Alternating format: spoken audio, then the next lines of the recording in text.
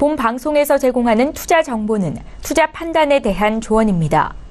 방송에서 제공하는 주식의 가치, 가격 상승 및 가격 하락에 대해서는 방송사에서 보장하지 않습니다. 헤드라인 뉴스입니다. 미국 뉴욕 증시에서 3대 지수가 주요 기술주들의 약세가 이어지면서 하락했습니다. 뉴욕 증권거래소에서 다우존스 지수는 전일보다 0.17% 하락한 21,235의 거래를 마쳤고 S&P 500 지수는 0.1% 내린 2,429회, 기술주 중심의 나스닥 지수는 0.52% 낮은 6,175를 각각 기록했습니다. 금값이 나흘째 하락세를 이어갔습니다.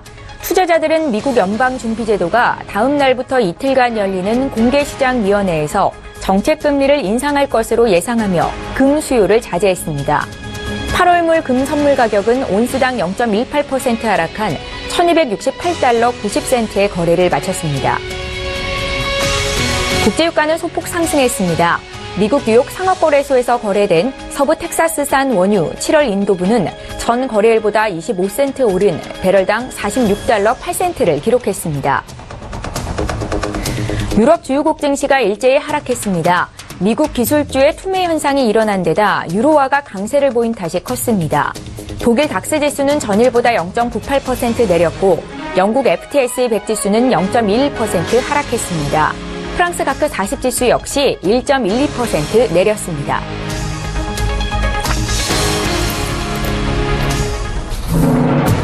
시청자 여러분 안녕하십니까? 출발 증시와이드 1부 시작합니다. 최현정입니다. 간밤 미국 증시에서 3대 지수가 일제히 하락세를 보였습니다. 애플과 구글 등 대형 기술주가 이틀 연속으로 큰 폭의 조정을 받았기 때문인데요. 어제 국내 증시도 대형 IT주 중심으로 약세를 보였었죠. 어제 국내 증시도 볼까요? 거침없이 오르던 코스피 지수가 외국인과 기관의 동반 매도세 속에서 하락했습니다. 코스피는 IT 종목의 두드러진 하락세 속에서 1% 내린 2,357로 거래를 마쳤고요. 코스닥도 1.38% 내린 664포인트를 기록했습니다. 자, 오늘 국내 증시 움직임은 어떨까요? 증시에 영향을 미칠 만한 국내외 이슈 일부 시간에 구체적으로 분석을 해보겠습니다. 자, 출발 증시와이드 1부 지금 본격적으로 시작합니다.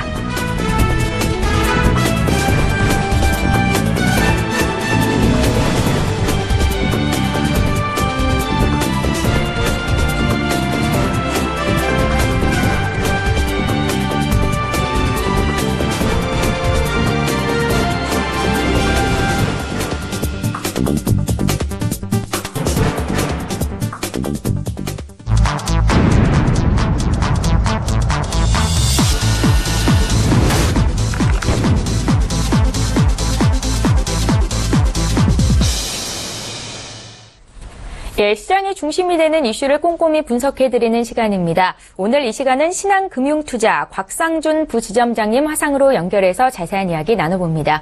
안녕하세요. 네, 안녕하십니까. 곽상준입니다. 예, 반갑습니다. 첫 번째 이슈부터 보겠습니다. 미 연방준비제도가 오는 13일부터 이틀간 통화정책회의를 열고 기준금리를 인상할 것으로 예상이 되고 있습니다. 문제는 미국의 통화긴축이 우리 같은 신흥국으로 대거 유입된 이 외화자금의 탈출을 자극할 수도 있겠다라는 건데요. 여기에 대한 의견을 좀 여쭤볼게요. 네, 가능성은 높은데 실제로 이렇게 이루어질지 여부는 그 단순한 금리 인상이 아니라 그 이후의 조치가 상당히 중요하다라고 보고 있습니다. 일단 6월에 금리 인상 확률이 100% 정도에 육박하고 있는데요. 이것 때문에 지금 최근에 그 전 세계적인 증시가 흔들리느냐? 그거는 아닌 것 같습니다. 6월 금리 인상에 대해서는 사전에 이미 다 알고 있었던 이야기이기 때문에 이것이 문제는 아닌 것 같고요. 이거보다 다른 어떤 것들이 존재하기 때문에 시장이 우려하고 있는 것이다 이렇게 보는 게 맞을 것 같은데요. 첫 번째 이제 9월 금리가 추가 인상될 가능성도 최근에 많이 올라오고 있습니다. 그러니까 연속적으로 지금 분기마다 금리가 올라가고 있고 뭐 이렇게 될 경우에 연말 전에 또 추가적인 금리가 또 인상되는 거 아닌가 하는 그런 예상을 해볼 수 있죠. 그렇게 되면 한 번 정도의 금리 인상이 아니라 생각보다 조금 더 많은 수준의 금리 인상일 경우에는 시장이 조금 우려를 할 수 있다라는 점이 있고요. 또 하나 중요한 포인트 중에 하나는 12월에 만기가 되는 증권들이 있습니다. 그러니까 2008년도 잘 아시다시피 리만 사태로 인해서 엄청나게 많은 채권들을 찍어냈고 그리고 그것들을 시중으로 뿌렸죠. 그런데 그것들이 이제 만기가 오는데 만기를 연장하고 계속해서 롤오버를 하는 그런 흐름이었는데 이제 드디어 롤오버를 안 하겠다라는 얘기입니다. 재발행을 안 하겠다라는 것이죠. 그러니까 중앙은행이 채권을 발행하면 채권을 돈을 주고 사는 거지 않습니까? 그러면은 이 돈이 중앙은행에서 어디로 가죠? 중앙은행은 채권을 받고 돈은 밖으로 나갑니다. 즉 유동성이 들어오는 거죠. 근데 이거 롤오버를 해요. 만기가 왔는데 또 돈을 주고 만기된 것을 다시 사와요. 그러면 그냥 똑같이 돈은 나가 있는 거죠. 만기가 왔을 때 더 이상 안 해요. 나 이거 상환받고 끝낼래. 이렇게 되면 어떻게 되죠? 채권을 발행한 발행자에게 채권은 가지만 현금은 중앙은행으로 들어오게 됩니다. 이게 바로 대차 대조표 축소이죠. 만기 증권이 되는 증권들의 만기를 그대로 만기로 끝내고 재투자 안 하겠다라는 것입니다. 이렇게 될 경우는 시중에서부터 이렇게 돈이 들어오기 때문에 시중 기준으로는 자금이 빠져나가는 그래서 긴축이 시작되는 그런 흐름들이 나오기 시작하는 거죠. 이 부분에 대해서 금융권들과 시장은 긴장하고 있는 겁니다. 실제로 이렇게 되지 않겠느냐라는 것이죠. 그리고 이번 6월 달에 모종의 발언이 12월 달에 어떻게 할 것이다라는 모종의 발언이 있지 않겠느냐라고 예상을 하는 거예요. 아마도 일부 긴축을 하지 않겠는가 하는 고민을 하고 있는 거죠. 그렇기 때문에 먼저 시장이 선제적으로 움직인 겁니다. 이것이 가장 큰 이유예요. 최근에 단순히 6월달 금리 인상이 중요한 게 아니고 이걸 우리가 일컬어 대차 대조표를 축소한다라고 하는 것인데요. 이게 어떤 의미가 있는지 한번 살펴볼 필요가 있습니다. 대차 대조표를 축소한다라는 것은 뭐냐면 2011년 이후에 지속된 강세장의 원인이 무엇인지를 한번 살펴보면 이 의미하는 바가 어떤 건지 크게 다가올 겁니다. 2011년 이래 미국 시장 계속 좋았고 장기간 상승했습니다. 실제로 리만 사태 이후인 2009년부터 반등을 하기 시작을 했던 것이 지금 몇 년째죠? 7년째, 이렇게 8년째 이렇게 되어 가고 있습니다. 굉장히 기간적으로도 장기적인 상승 사이클이에요. 미국 기준으로도. 근데 여기에 원동력은 뭐냐? 역시나 시중의 위기를 막기 위해서 어마어마하게 1차, 2차, 3차 계속해서 뿌렸던 돈이죠. 그 전에 시중의 유동성은 8천억 달러 정도 수준. 그리고 이렇게 양적 완화를 1차, 2차, 3차 막 이렇게 하고 난 다음에 시중에 돌아다니는 유동성은 중앙은행 기준으로 한 4조 달러가 넘는다라는 것이고, 이게 다른 것까지 합치면 6조, 8조 달러 이런 얘기가 나오고 있는 상황입니다. 어마어마한 숫자죠. 돈이 정말로 많이 늘어났던 것인데, 이렇게 되니까 이 돈에 의해서 모든 자산 가격이 인플레이션을 막게 된 것이죠. 사실 되게 아이러니합니다. 디플레이션 때문에 돈을 풀어서 인플레이션, 자산 인플레이션이 일어난 게 지금의 형국이다. 이렇게 볼 수 있죠. 그래서 세계 요즘에 선거 결과가 나오듯이 이런 모든 일들이 자산 가격 앙등에 의한 부익부 빈익빈이 더 커지고 격차가 더 커지면서 밑바닥에 있는 사람들이 도저히 못 살겠다 하기 때문에 선거 결과가 예상을 막 뒤집고 이렇게 나타나는 거 아니겠습니까? 어쨌든 이건 잠깐 딴 얘기고요. 그런데 이 대차 대조표를 이제 줄인다, 긴축을 한다라는 건 대단히 중요한 의미가 있는데 어떤 의미가 있냐면 이제 디플레이션, 시장에서 그동안 우리가 주요한 포인트, 시장을 지금까지 이끌었던 중요한 포인트라는 디플레이션의 영향력이 끝난 거 아니냐, 디플레이션 국면이 마감되는 거 아니냐라고 생각할 수 있다라는 것이죠. 이 부분은 시장이 어떻게 인식하느냐가 대단히 중요한데요. 디플레이션의 영향력으로 나타나는 크게 세 가지는 이제 피델리티에서도 이 얘기를 했는데요. 첫 번째 부채 증가, 그 다음에 인구 고령화, 그리고 기술혁명, 이런 것들이 디플레이션의 영향으로 커지기도 하고 이것들이 디플레이션을 일으키기도 한다라는 것이죠. 일단 부채를 보시면 디플레이션이라는 건 뭐죠? 계속 경기가 하강하면서 물가도 떨어지는 상황이에요. 물가도 떨어지면 금리도 떨어지겠죠. 그러면은 부채가 어떻게 될까요? 일반적으로 부채가 증가합니다. 금리가 계속 떨어지고 나면. 그럼 부채 총량도 계속 경각심에 낮아지면서 늘어나겠죠. 이게 전 세계적인 양상이고 2012년 이후에 전 세계 부채량이 엄청난 양과 속도로 늘어났어요. 이것은 미국을 중심으로 먼저 일어나진 것이고요. 또 하나는 이제 선진국은 인구가 계속해서 고령화되고 있습니다. 이제 중국마저도 상당한 고령화가 되고 있는데 이렇게 되면 어떻게 되나요? 자산 대비 지출의 양은 계속 줍니다. 나이 먹으면 아무래도 조금 덜 쓰잖아요. 그 애들도 키울 거 다 키웠고 그다음에 이제 소비도 옛날만큼 밥도 옛날 두 그릇 먹던 거 한 그릇 먹는 거 아니겠습니까? 그러다 보니까 지출이 줄지요. 그러니까 지출이 줄면 그것도 디플레이션으로 나타나는 것이죠. 이런 환경 때문에 그 부채를 계속 빵빵 터뜨릴 수 있었기도 했는데 또 하나 아주 중요한 요인이 하나 있습니다. 바로 기술혁명인데요.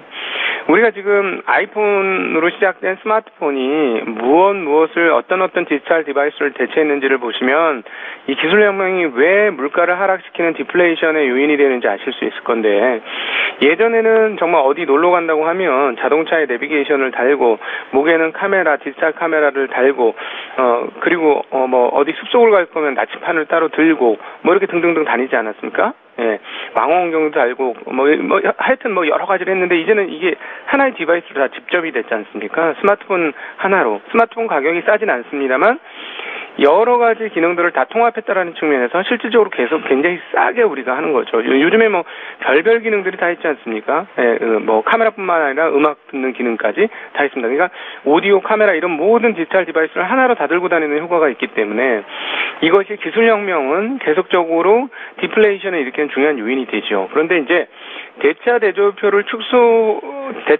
늘리는 상황들은 이 디플레이션이 두렵기 때문에 그렇습니다. 근데 이것들을 줄일 수 있다라는 건 뭐냐면 이제 디플레이션의 영향력이 거의 끝나가고 있다. 이제 디플레이션이 없기 때문에 인플레이션을 막아야 된다라고 생각할 때 금리를 인상하고 대차 대조표를 축소할 수 있다라는 것이죠.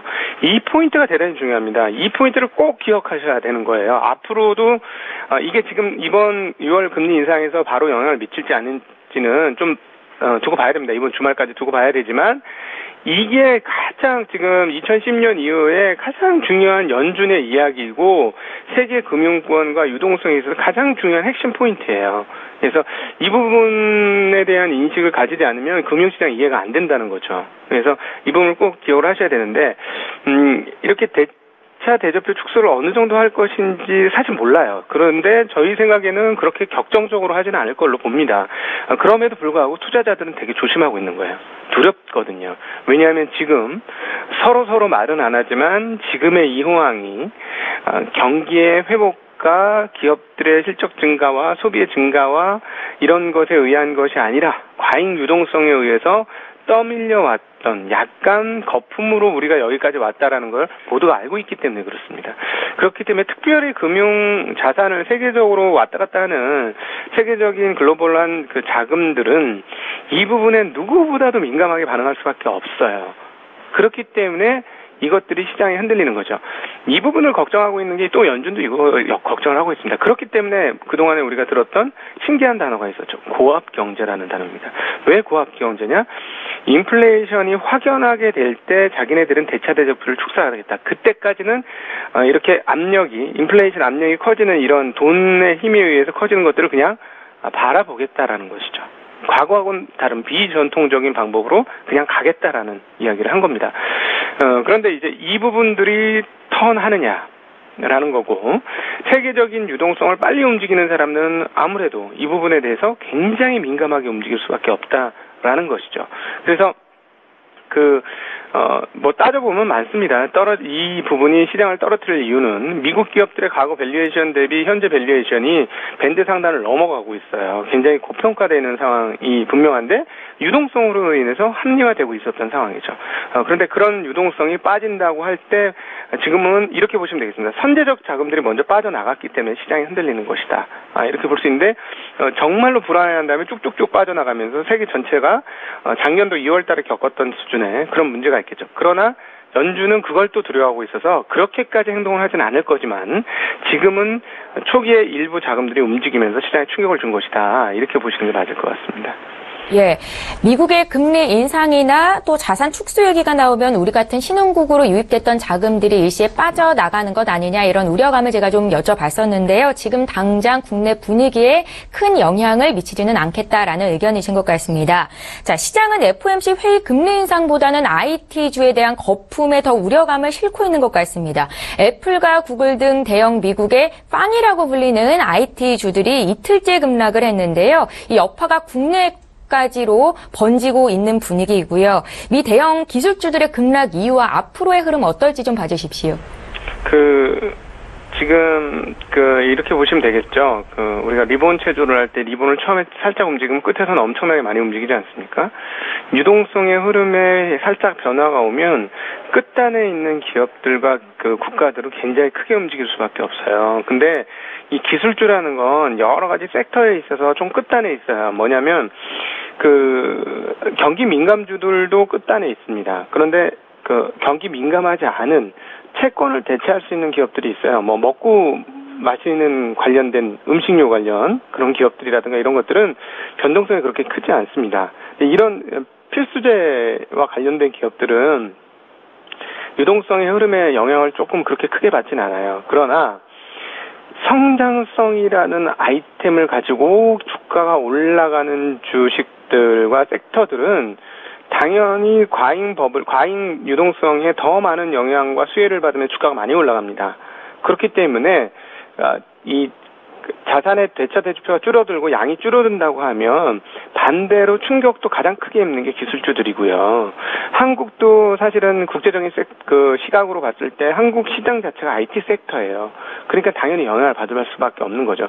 근데 최근에 어제의 하락은 사실은 기술주들 이렇게 아마존, 페이스북, 애플 이런 데에 의해서라기보다도 어제 반도체 관련주들이 급락을 했습니다. 필라델피아 전 주말에 미국에서 필라델피아 반도체 지수가 3% 중반이나 빠졌어요. 그러니까 당연히 빠지는 거 어제 한국 증시는 오히려 굉장히 강했다라고 표현해도 과언이 아닐 정도로 미국 증시에 비해서는 단단했습니다. 그러나 오늘 연속으로 미국 시장이 좀 빠졌기 때문에 오늘은 오히려 미국 시장 빠진 것보다 충격을 더 받을 수도 있는 날이 될 것이다. 그럼에도 불구하고 한국 주식시장 최근에 수급은 굉장히 강했었다라는 점 한번 먼저 기억하셔야 될 필요가 있겠고요.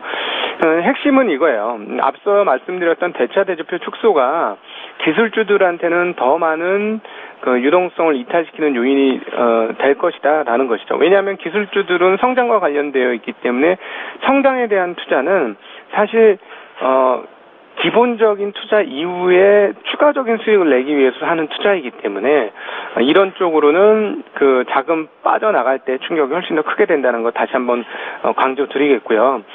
그 다음에 지금 국면이 아까 디플레이션 얘기를 했는데 이 기술주들은 디플레이션 국면에 되는 게 아니에요. 리플레이션 국면에 되는 거죠. 경기가 재반등한다고 생각할 때의 수혜주들입니다. 성장할 거다, 경기가 회복할 거다, 성장할 거다라고 할 때 그럼 얘네들이 더 많은 수혜를 입겠구나 하는 수혜주들인데 대차 대조표를 축소한다는 거는 인플레이션을 막겠다라는 거잖아요. 그렇죠? 금리를 인상시키는 건 인플레이션을 막겠다는 거예요. 그러면 반대로 리플레이션 수혜주들이 어떻게 되면 팍 하고 꺾이게 되는 거죠. 그걸 막으려고 하는 거니까. 네, 그렇기 때문에 기술주들이 타격을 입는 게 자연스러운 것이고요. 그러니까는 이유가 없이 떨어졌다라고 하잖아요, 지금. 이렇게 될 줄 몰랐는데 갑자기 떨어졌다고. 이유가 당연히 금리 상황이 있는 겁니다. 그러니까 우리가 금융과 주식시장을 이해하는 데 있어서 이 금융의 흐름과 금리의 흐름들을 눈 감으면 그냥 장님이 코끼리 만지는 격으로 금융시장을 이해할 수밖에 없는 것입니다. 그래서 이 부분들을 반드시 이해할 필요가 있겠고요. 그러나 앞서도 말씀드렸습니다만 이번 금리 인상권이 대차 대조 축소로 바로 이어질 건지는 몰라요. 뚜껑 따봐야 합니다. 열어봐서 옐런 의장이 무슨 얘기를 할 건지 들어봐야 아는 거예요. 근데 시장은 우려하고 있는 거예요. 사전에 우려하고 있는 겁니다. 그런데 6월 금리 인상하고 그다음에 9월도 금리 인상할 것 같다는 코멘트까지 하고 12월 대차 대조표는 상황 봐서 하겠다. 이런 정도 코멘트 나오면 주가 바로 반등할 겁니다. 이 부분을 꼭 기억하셔야 됩니다.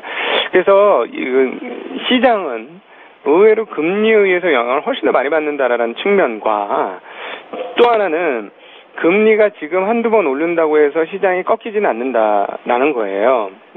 보통 미국 기준금리가 보통 2에서 3% 정도 바닥에서부터 올라줘야만 시장이 충격을 받습니다. 금리에 관해서는. 근데 지금 그렇게 많이 안 올랐어요. 그래서 금리상으로 충격을 받을 상황은 아닌데 지금 왜 충격을 받냐면 앞서도 말씀드렸지만 만기증권 종료 이거는 분명히 충격 요인이 됩니다. 대차대표를 줄이는 거기 때문에. 근데 이 부분이 어떻게 나올지를 이제 우리나라 시간으로 목요일 금요일 날 이 언급들이 나오게 될 터인데요. 이 부분들을 좀 관심 있게 보실 필요가 있는 상황이다. 이번 주는 그렇게 언급드릴 수 있겠습니다. 예, 그러면 곽상준 부지점장님은 긍정적으로 보고 계셨던 삼성전자나 SK 하이닉스에 대한 투자 의견 자체가 아직까지는 바뀐 건 아니다라고 보시는 건가요? 지금 이거예요. 금리 인상 6월 달에 한번 하고 9월 달 정도 금리 인상하는데 대체대표 축소 없다라고 하면 그냥 바로 바로 반등할 겁니다. 예, 그리고 여전히 기술주들의 상황들 그리고 반도체 섹터 경기 상황들은 나쁘지 않아요. 그런데 대차대표를 축소한다. 만기증권을 본격적으로 감소시키겠다라고 하면 시장은 충격받습니다. 그거는 한국의 주식이고 뭐고 상관없이 모든 기술주들은 상당히 크게 충격을 받을 거예요. 충격을 받고 나서 실제로 해보니까 대차대표 축소가 시장에 별로 영향을 안 미치더라. 이런 확신이 있을 때 재투자가 될 겁니다. 그래서 이번 주가 사실은 상반기, 하반기를 경계하는 이 시점에서 가장 중요한 한 주가 될 터인데요. 핵심은 이거예요. 그러니까 금리 인상에 대해서 초점 맞추지 마시고 만기증권 종료냐 여부에 초점을 맞추시고 시장을 보셔야 된다라는 것이죠. 그래서 이 부분들이 시장이 우려하는 것보다 덜 나오게 될 경우에는 한국 시장의 반응이 매우 빠르게 진행이 될 겁니다. 그렇기 때문에 오히려 지금의 흐름과 그동안의 흐름과 연준의 지금까지의 했던 이야기들을 감안했을 경우에는 그거를 근거로 우리가 시장을 봤을 때는 이번 시장의 주가가 하락했을 때는 오히려 매수할 수 있는 좋은 찬스가 될 것이다. 이렇게 정리해 볼 수 있을 것 같습니다. 예, 증시에 영향을 미칠 글로벌 이슈 구체적으로 분석을 해드렸고요. 오늘 이 시간 신한금융투자 곽상준 부지점장님 의견 들어봤습니다. 고맙습니다. 네, 감사합니다.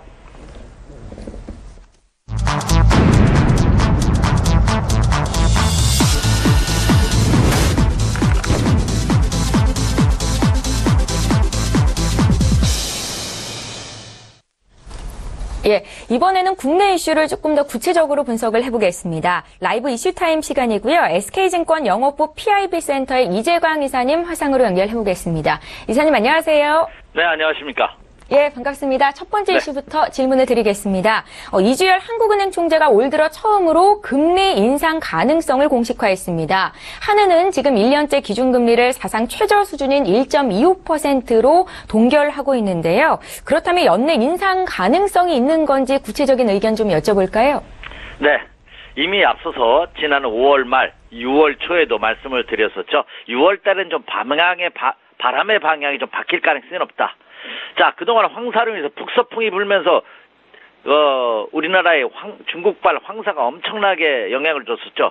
최근에는 뚜렷하게 우리나라 기후라든지 세계 기후가 좋아진 것도 아니고 오염물질이 해소된 것도 아닌데 요즘 날씨는 덥습니다. 굉장히 맑은 그런 모습을 보여주고 있어요. 그것은 바람의 방향이 남동풍으로 바뀌어서 중국에서부터 바람이 오는 것이 아니라 우리나라 쪽에서 중국으로 바람이 진행되는 이런 모습을 보이기 때문에 그렇죠. 주시장도 그것이 굉장히 중요하지 않나 생각이 됩니다. 이미 앞서서도 6월 달은 그동안 장을 이끌었던 종목군들이 다소 숨을 고르는 사이에 그동안 오르지 못했던 종목군들이 올라갈 가능성이 없다.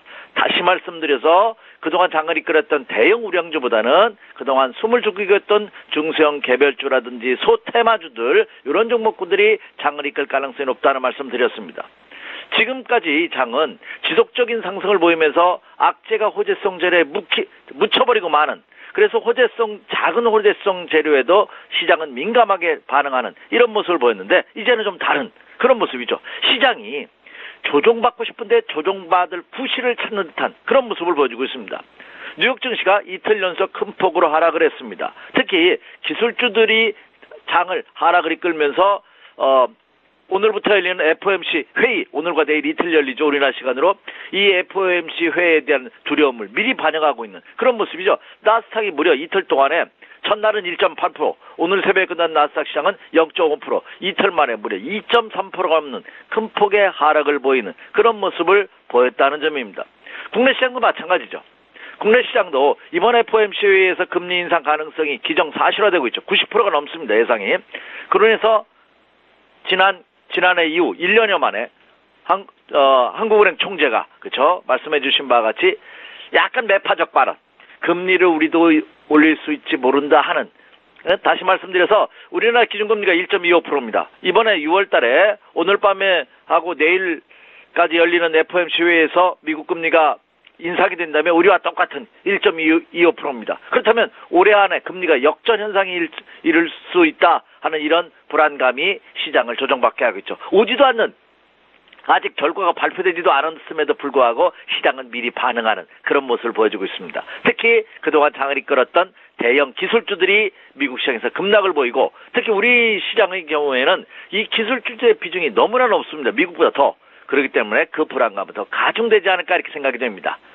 이런 때 쓰는 표현이 있죠. 그렇죠? 울고 싶은 아이 뺨만 거기다 하는 표현을 우리가 속담에 있는데요. 그런 모습이 아닌가. 그렇다면 이미 여러 차례 강조드리는 바와 같이 6월 달은 그동안 장을 이끌었던 급등했던 종목군들이 다소 숨고르기를 하는 그런 모습을 보여줄 수도 있다 이렇게 말씀을 드릴 수가 있습니다. 그 여파가 그 일환으로서, 그것을 증명하는 일환으로서 한국은행 총재의 발언이 여기에 가세하는 그런 모습이죠.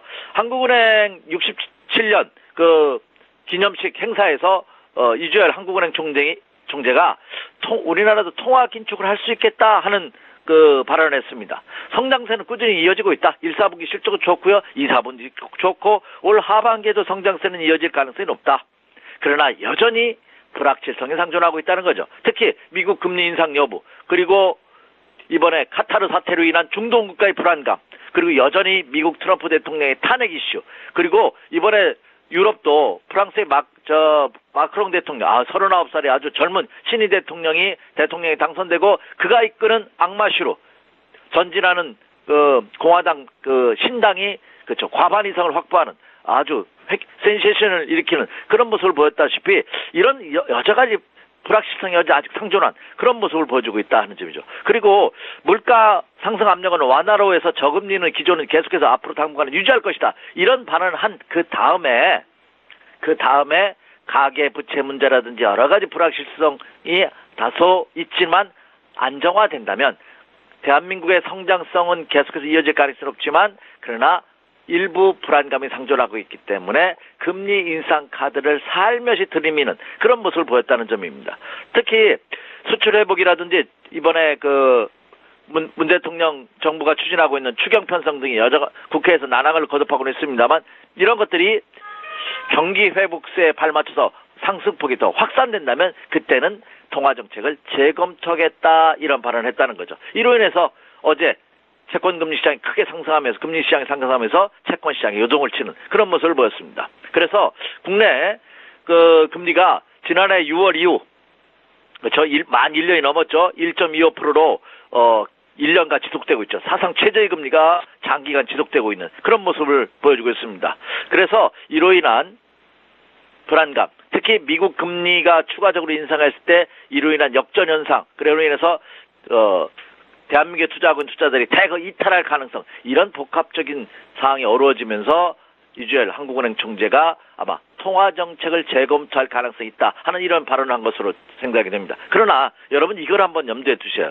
이미 국내 시장도 그동안 연속 상승했다는 부담감을 안고 있고, 금리가 상승한다는 것은 뭐죠? 경기가 좋아지고 있다는 겁니다. 기업들이 이제 활발한 경영활동에서 금융권으로부터 자금을 더 땡겨쓰기 때문에, 필요로 하기 때문에 금리가 상승하는 거거든요. 그래서 단순히 우리가 배운 대로 금리와 주가는 역상관관계가 있다는 논리로 금리가 상승하면 주가는 하락한다는 논리를 펼 필요는 없다. 자연스러운 조정이고, 물론 순간적인 급락이라든지 일시적인 투매 현상은 나타날 수 있다, 종목별로. 하지만 이 또한 크게 우려할 사항은 아직은 아니다. 여전히 국내 시장에서도 이주열 총재도 언급한 바와 같이 성장성이 계속해서 지속되고 있다는 점에 우선 포커스를 맞추자, 이렇게 말씀을 드립니다.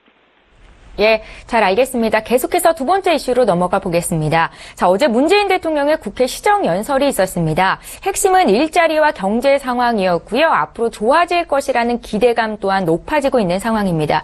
자, 하지만 우리나라의 경제 성장률이 3%대 회복을 하는 것은 쉽지 않을 것이다라는 전망이 나오고 있는데요. 어떤 내용인지 구체적으로 말씀 부탁드릴게요. 네, 이 문재인 대통령 정부가 출범하면서 이제 장관 인선에 난항을 겪고 있죠. 어느 분이 대통령이 이번에 단성이 된다 하더라도 여소야대의 국면으로 인해서 그래 쉽지 않을 것이다, 녹록치만은 않을 것이다 하는 것이 많은 정치 평론가들의 의견인데, 그것이 그대로 현실화되고 있고, 또 아직 장관의 인사청문회도 끝나지 않았는데 여기에 추경 11조 원에 달하는 추경 예산안을 들고서 대통령이 직접 국회를 방문했습니다만 그러나 양당 모두 여당이고 야당이고 흡족한 결과를 낳지는 못한 그런 모습을 보여주고 있습니다. 더군다나 이번에 경기가 확산되고 있음에도 불구하고 특히 세계 경기가 확산됨에 따라 OECD에서 경제개발협력기구의 OECD에서 세계 경제 성장률을 상향 조정했어요. 그런데 특히 세계 경제 성장률을 기존의 3.3%에서 3.5%, 0.2%나 상향 조정했는데 반면에 한국 경제는 보수적인 의견을 그대로 유지했다는 점입니다. 특히 한국 경제 전망에 대해서는 1,300조가 넘는 1,400조에 육박하는 가계부채 문제를 큰 하나의 불안 요인으로 꼽았고요. 또 하나 컨트리 리스크죠. 이 문 대통령 정부가 출범하면서도 계속해서 북한, 김정은은 계속해서 도발을 하고 있죠. 미사일을 계속 쏘아대고 있습니다.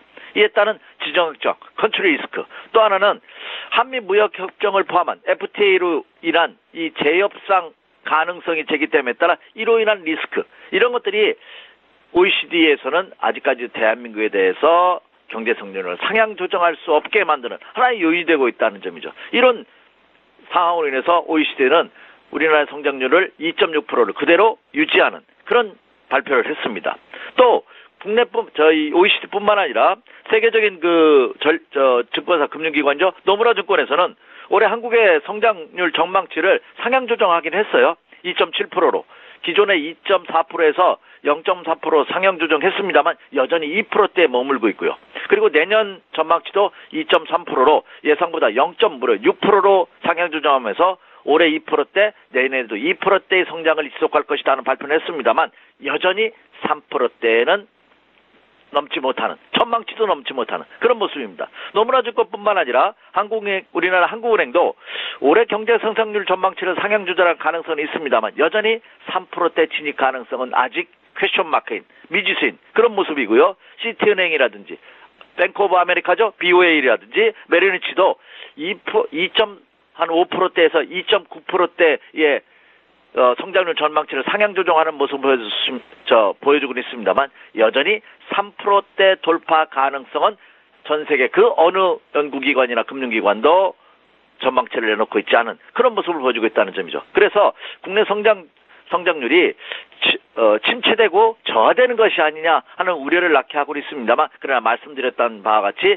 세계의 그 리스크들이 어느 정도 해결의 실마리를 보인다면 우리나라도 세계 경제 성장률을 선도할 수 있는 그런 성장률을 보일 가능성은 없다. 그래서 향후 국내 시장 전망, 주시장 전망은 말씀드렸다시피 거시적인 측면에서 본다면 가계부채 문제의 해결 여부, 그리고 여전히 대북관계, 컨트리 리스크, 지정학적 리스크 여부, 그리고 이번에 대통령이 미국을 방문하면서 해결의 실마리, 물꼬를 어떻게 트느냐. 그래서 한미 무역협정을 포함한 미국과의 마찰 문제를 어떻게 해결하느냐. 이런 것들이 향후 주가에 굉장히 결정적인 요인으로 작용할 가능성은 없다. 그래서 투자자분들께서도 이 점을 체크하면서 매매 전략과 투자 전략을 같이 세우는 지혜가 한층 더 요구되고 있다. 이렇게 말씀을 드립니다.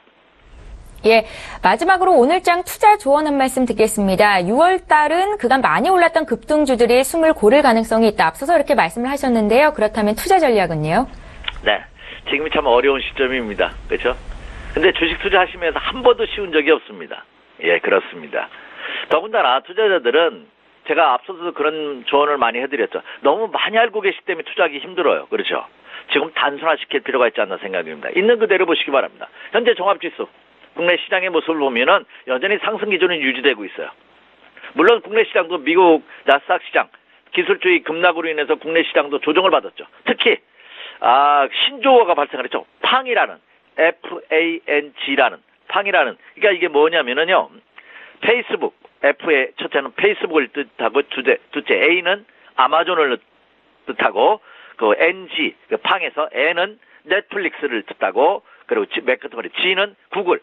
상장은 알파벳으로 되어 있죠. 이 네 개지 종목이 급락을 했다 해서 이것이 팡의 급락이다 하는 말을 쓰는데요. 이 기술주들의 급락으로 인해서 국내 시장도 다 조정을 받는 것 같은. 그래서 같습니다만 그동안 연속 상승했다는 자연스러운 눌림목이다. 물론 국내 시장도 거래소 시장보다는 코스닥 시장이 더 크게 하락을 했습니다. 최근 단기간에 급등세가 컸기 때문에. 그러나 여전히 상승 기조에는 변함이 없는 상승 기조가 그대로 유지되고 있다. 이렇게 말씀을 드립니다. 그래서 투자 전략은 추세 이탈 시까지 끝까지 가지고 가는 전략에는 변함이 전혀 없습니다.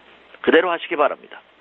그리고 신규 진입에 있어서는 이미 여러 차례 강조돼 6월달은 지난 5월달까지 장세와 다른 모습이 보여지기 때문에 신규 진입에는 시각의 변화가 필요한 시점입니다 하는 점을 이미 강조해드렸습니다.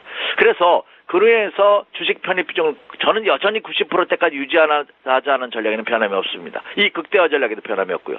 다만 신규로 진입할 때는 좀 변화 패턴을 보자. 그래서 개별주들이라든지 테마주들이 그동안 소외됐던 종목들이 올라갈 가능성이 없습니다만 최근 일주일 동안 이들 종목들 급등을 했기 때문에 이제는 좀 더 시각을 바꾸도록 하겠습니다. 그래서 대형주에서는 신규 관심주로서는 조선이라든지 철강이라든지 자동차 아직 이들의 업황이 가시적으로 나타나고는 있지 않습니다만 이미 가격 메리트는 상당히 부각되고 있고요. 그리고 기관과 외국인 같은 큰 손세력들이 선침의 매수세가 유입되고 있다는 점이죠. 그래서 오히려 대형주 중에서는 조선, 철강, 자동차도 이제는 서서히 관심을 가져볼 필요가 있다. 이렇게 말씀을 드리고요. 그리고 기존에 말씀드렸던 종목군들, 자동차, 반도체, 저도 그대로 홀딩하고 가자 이렇게 말씀을 드립니다. 그리고 은행, 증권 여전히죠. 금리 인상 여파로 인해서 은행주들이 미국을 포함한 전 세계에서 각광을 받고 있는데 우리나라도 예외는 아닙니다. 은행주들. 그리고 증권주들 추세가 살아있기 때문에 여전히 관심 주고요. 그리고 말씀드린 제약과 바이오 그리고 신재생에너지 관련해서 태양광, 풍력 기존에 말씀드린 종목 계속 가지고 가자 이렇게 말씀을 드립니다. 다만 이들 종목군들 한번 이익 실현하자 이렇게 말씀을 드립니다. 상승시 어떤 종목이냐? 그동안 오래 장을 이끌었던 지주사들 한번 이익 실현할 타이밍이 이제 과일권, 과매도권 진입한 그런 모습 과일권에 진입한 모습을 보여주고 있기 때문에 한번 매도를 고려할 필요가 있겠다. 한번 이익 실현 타이밍에 들어오지 않나 생각이 되고요. 그리고 게임과 포탈 업종들도 한번 이익 실현 타이밍에 들어온 그런 모습을 보여주고 있다는 점입니다. 따라서 전반적으로 상승 기조 전선엔 이상이 없으되 지금은 그동안 장을 이끌었던 대형주 중심에서 그리고 그동안 장을 이끌었던 종목에서 다소 주도주가 변할 가능성은 언급해 이미 드렸기 때문에 그 점을 한번 체크해 주시기 바라고요. 그리고 여전히 교체 매매를 하되 주식 비중은 계속해서 유지나가는 이런 매매 전략이 요구되고 있다. 이렇게 말씀을 드립니다. 예, 경제 이슈 분석하고 구체적인 투자 조언까지 들어봤습니다. SK증권 영업부 PIB 센터의 이재강 이사와 함께했습니다. 고맙습니다. 네, 감사합니다.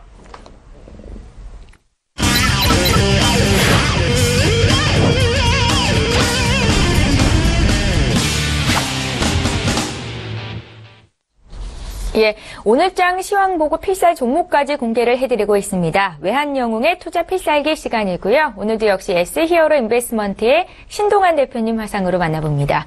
대표님 안녕하세요. 예, 안녕하십니까.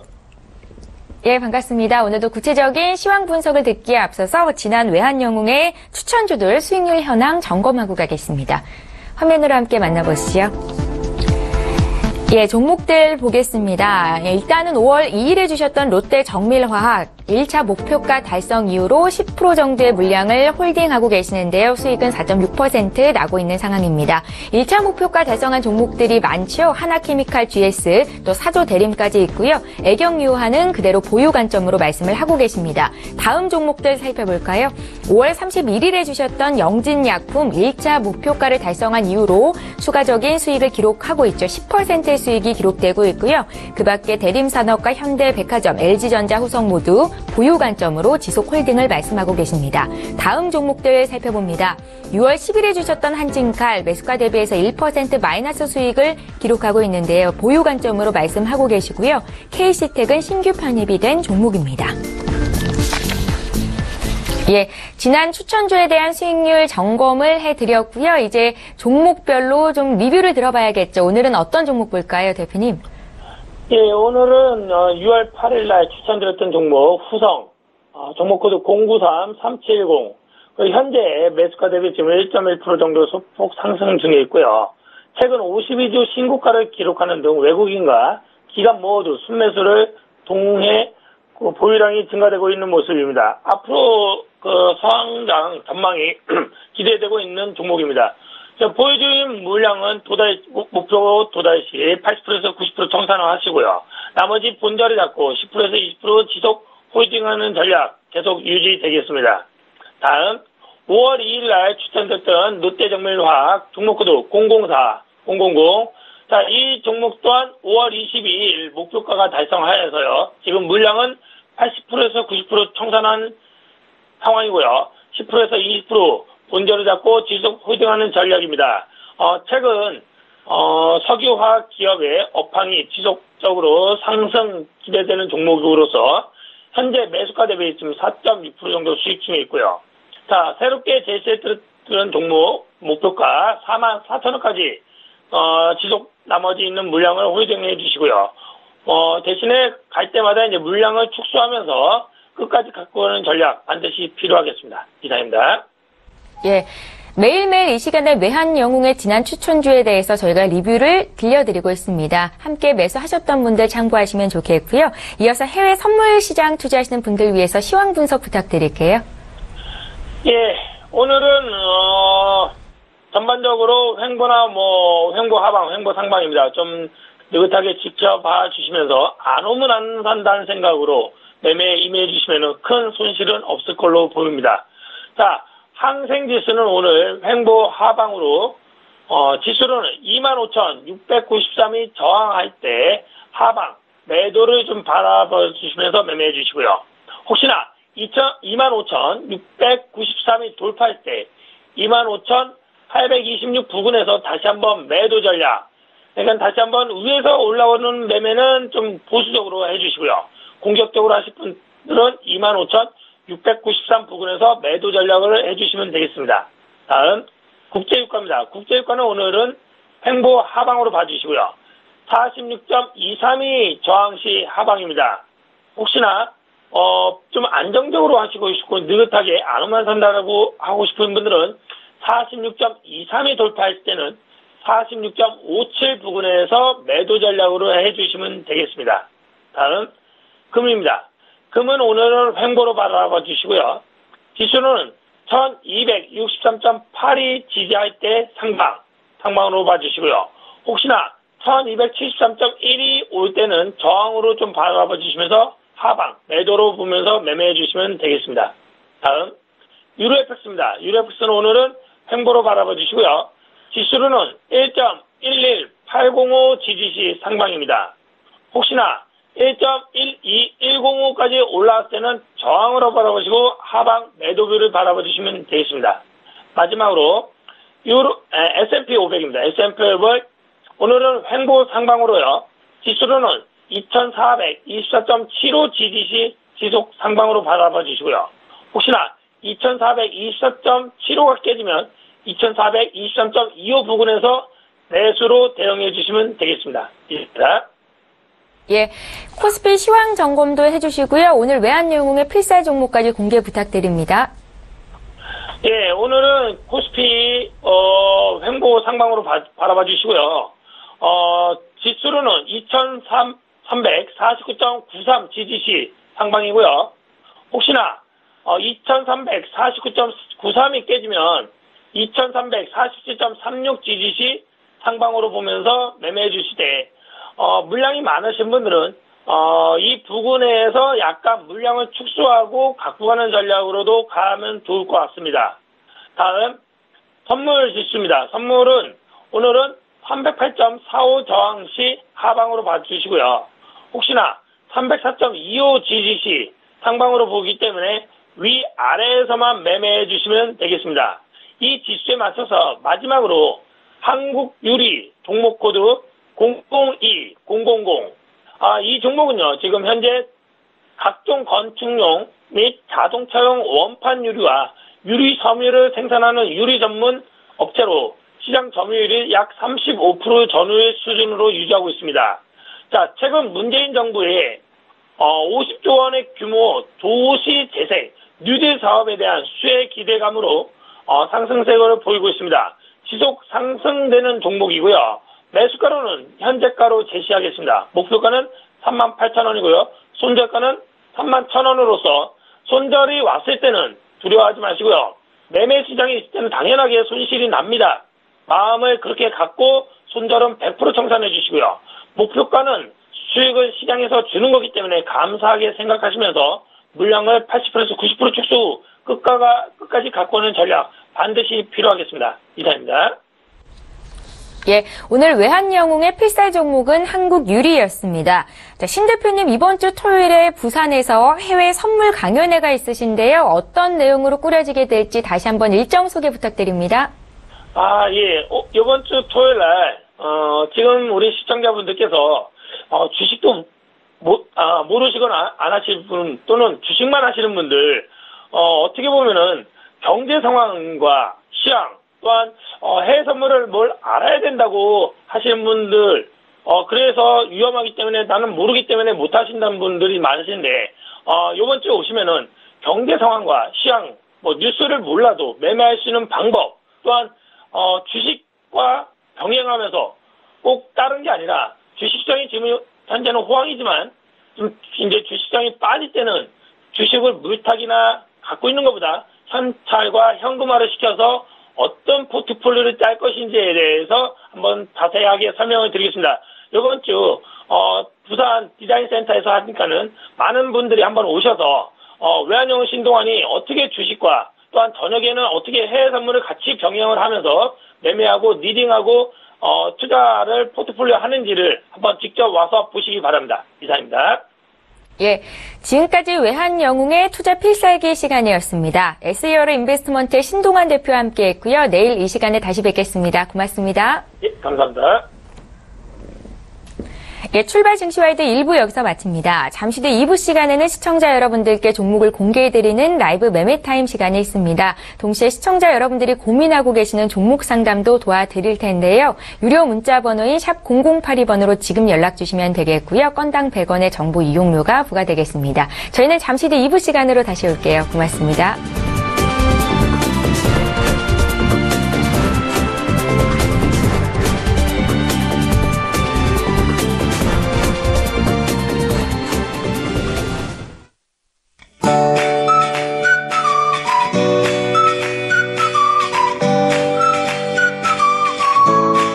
안녕하세요. 캐더 라이프스타일 예보 허수진입니다.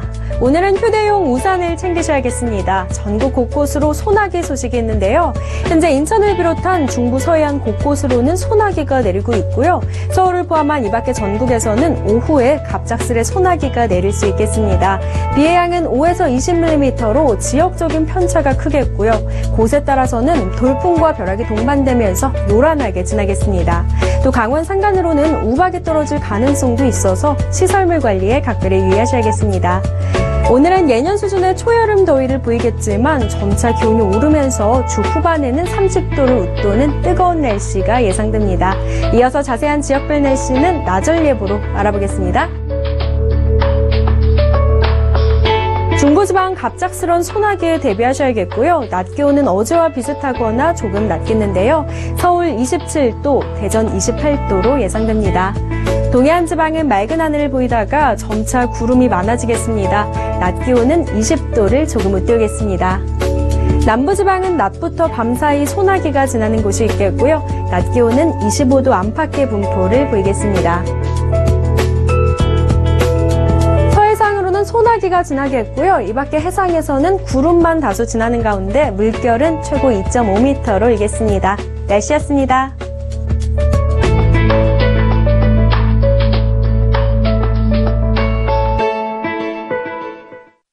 본 방송에서 제공하는 투자 정보는 투자 판단에 대한 조언입니다.